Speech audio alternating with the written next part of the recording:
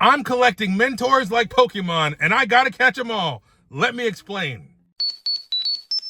It's spring break, and you know what that means? That means I get to come to the morning classes. So it's Tuesday morning, and I come down to the 7 a.m. class, hoping to find my favorite big guy brown belt, Matt. If you don't remember that story, I'll post the link up above my head. You can check it out. But Matt is a big guy just like me. He's a brown belt, and he is amazing. He's the one who was tapping me like 200 times, but teaching me at the same time. And guess what happened today? The same freaking thing. But honestly, I almost kind of have to give Matt like buy him a beer if he drinks, or, you know, a cheeseburger, I don't know, a high five and a hug, because this was like a private lesson. Honestly, I saw Matt. I got here a little bit late. There was an accident on the 405, whatever. I got on the mat. I said hi to Alex, who's teaching the class. He goes, hey, do you want to pair up with Matt? And I said, sure do. So I pair up with Matt, and we're training standing. Of course, we're in our standing unit. So defense from a knife, from an attack. So that was pretty cool. And it's weird. And I even told Matt this. I said, dude, we went from leg locks, which I feel like that's tournament jiu-jitsu or competition jiu-jitsu, to self-defense knife attacks. It's like you really do learn everything at Gracie University. And so I was excited about that. And then after the knife attack, we from the knife attack to the takedown, we learned a couple of cool moves from gift wrap, or twisting arm control, I believe we call it here. And I love gift wrap because it's a position I get to pretty often. And to learn a couple of new submissions from that position was awesome. And of course, when we start rolling, I told Matt to give it to me, give me the weight.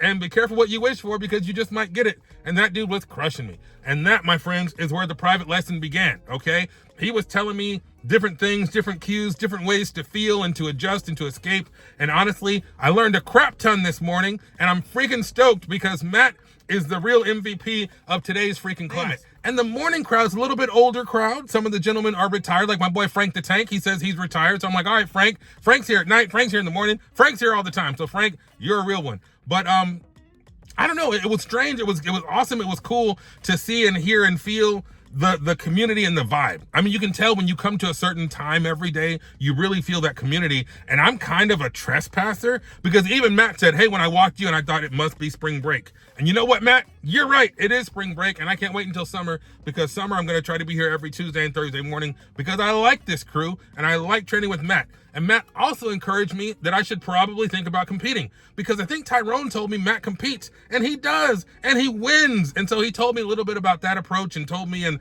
encouraged me that I should consider it, I should look into it. So you know what, Matt? I just might. It's on my list. But right now I feel like I'm learning and I'm observing and I'm absorbing so much information. It's hard to feel like I'm good at this.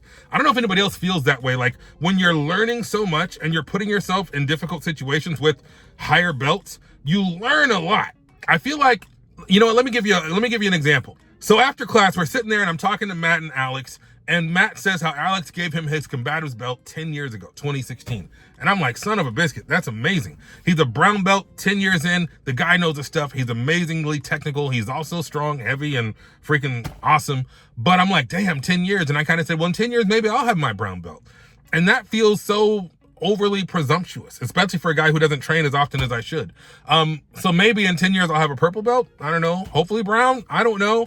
But the reason why that stuck out to me is because I thought about something weird. I thought about dial-up, okay? When you think about dial-up internet, if you're old like me and you actually went on America Online, or if you're really old school, you're on CompuServe or a bulletin board, a BBS system, right?